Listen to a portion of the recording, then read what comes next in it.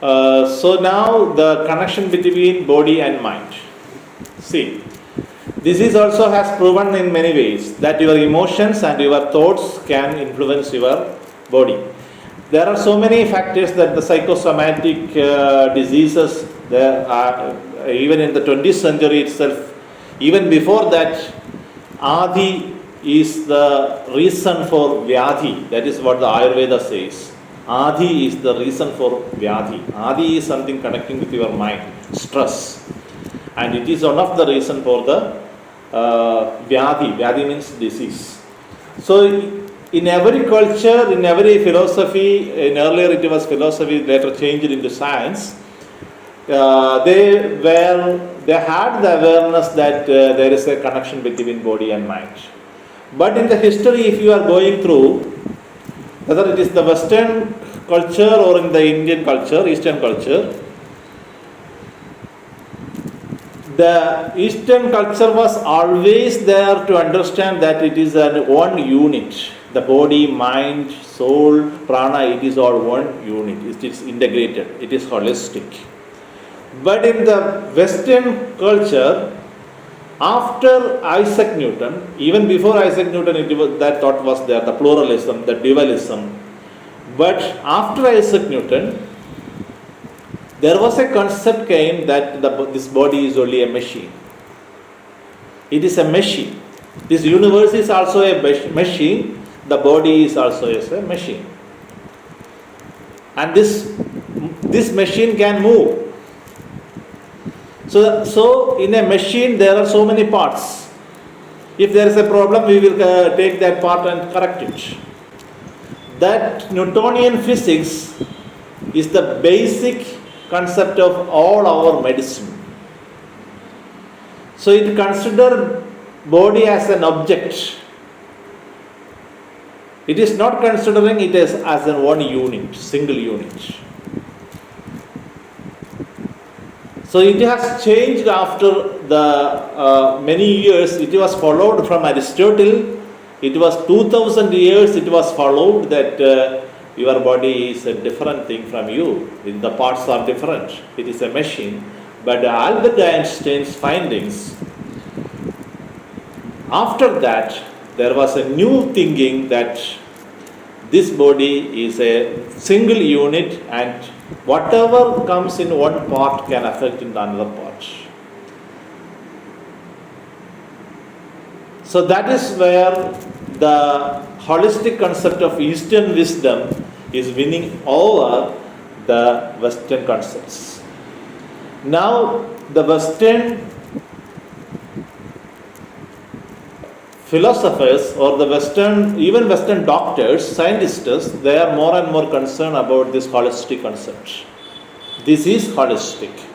How this is becoming holistic? Because now we know that, as there was a poem, I think it was written by Whitman, American poet Whitman, all the atoms belongs to me, belongs to you also. That was not a fantasy. Now we all know that. It is always exchanging. So when we are taking the same atoms in our cells, that means we all are same.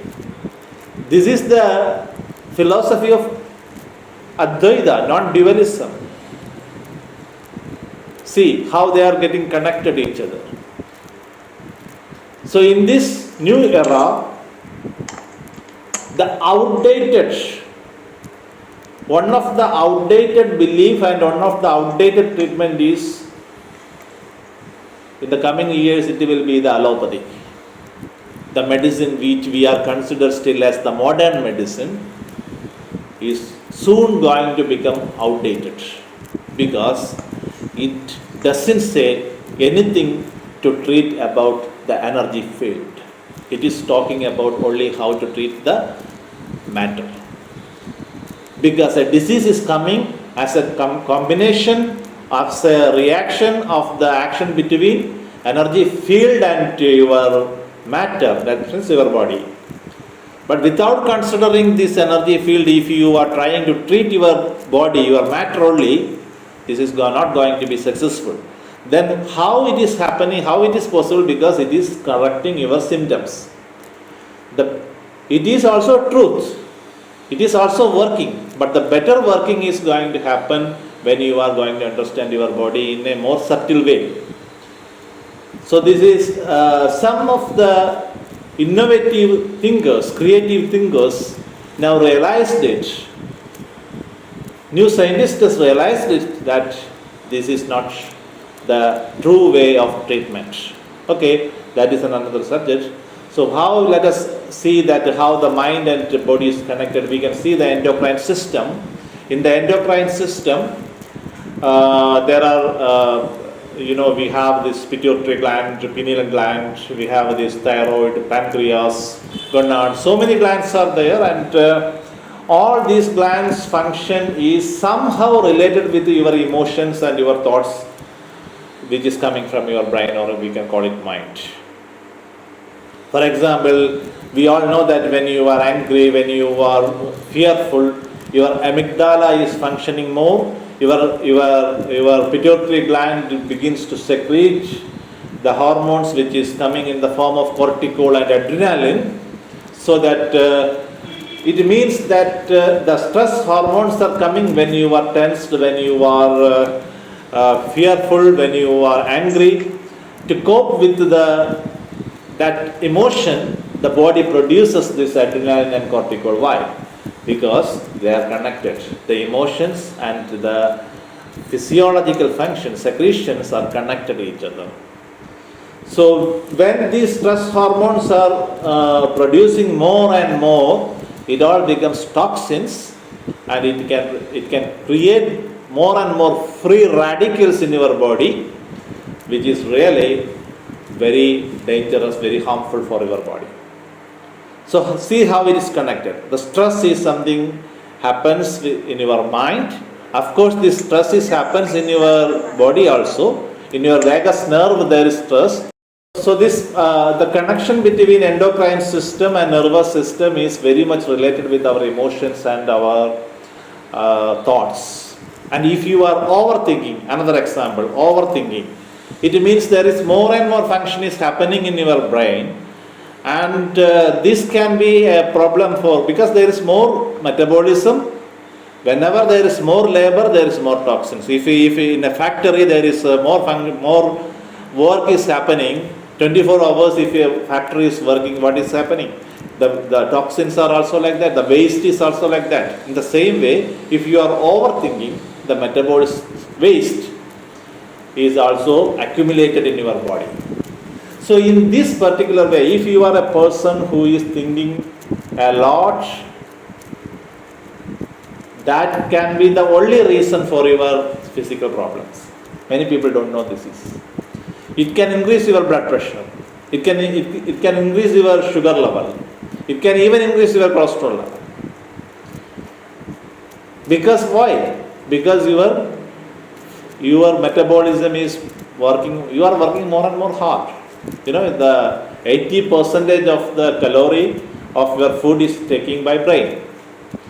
So so whatever you are, there is a saying that if there is a God, there is a devil also, right?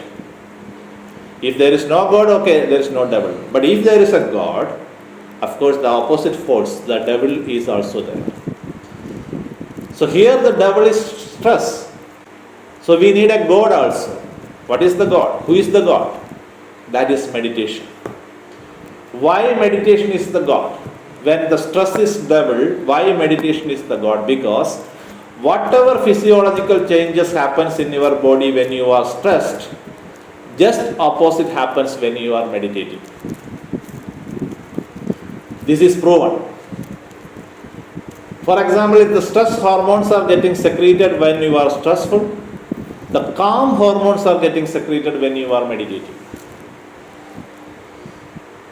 So meditation is not always you are sitting somewhere and in a particular pose and closing your eyes and chanting a mantra or sitting in a spiritual awareness. No.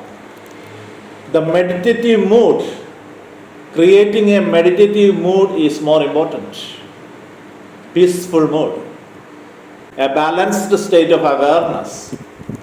Your balanced state of awareness in your mind can influence your body profoundly.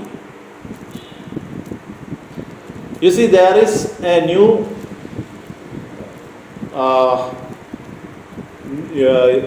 neurotransmitter found, which is called the bliss molecule. The real name of this bliss molecule, they have given the name Anandamide. The Western people will say Anandamide, but it is actually Anandamide. We can say Anandamide. Ananda, they have taken this word from Sanskrit. Ananda is bliss. And this, when the molecule, this neurotransmitter is secreting, it is controlling your happiness, your joy, and your relaxation. There are so many other things like dopamine, GABA, serotonin, melatonin. There are so many calm hormones are producing. So, there are certain methods through which your environment of mind can be changed, which indirectly influences your body. And the first one today, in our second practical, we are going to try the connection between prana and body. And in the second section tomorrow morning, we will try the connection between mind and body. So today, in the second practical level, let us connect your prana with your body. Let us do some exercise related with the prana sanjara. This is also a 5-step prana sanjara or the prana method, and let us try to practice this again and again for some days, that you can do this in your home. And after that, today's session will finish after that practical, and tomorrow we will begin this session with how our thoughts and emotions can connect with our physical changes. Also, what the Eastern wisdom, what is the spiritual science of India is talking about your character, your behavior. Because everyone can say easily, advise that change your character, everything is going to be good. But how? It is not possible. Why it is not possible? The answer is in Eastern philosophy. It is connecting with the karma samskara, and how this karma samskara can be changed. How the swabhava, is it possible to change? Many people answered as no. Your karma samskara is determined. Your genetical factors are determined. It is fatalism. But actually it is not like that. It can be changed. All you need is a will to change. You can start it with the small things, to stop the habits for some days. Your energy, your confidence will get increased, boost up. This is really practical.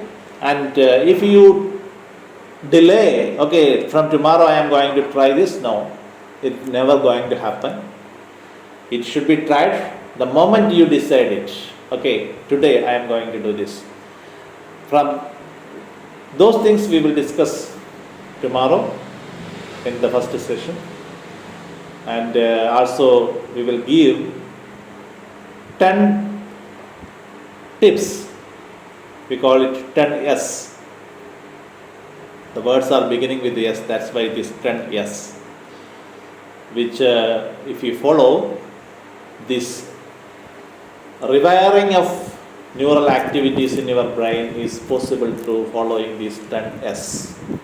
Tomorrow morning we will discuss all those things. Thank you for listening. Today it was a theoretical session, more scientific. So maybe some people were getting a little bit bored, but to know the facts, it is like that. Thank you for listening.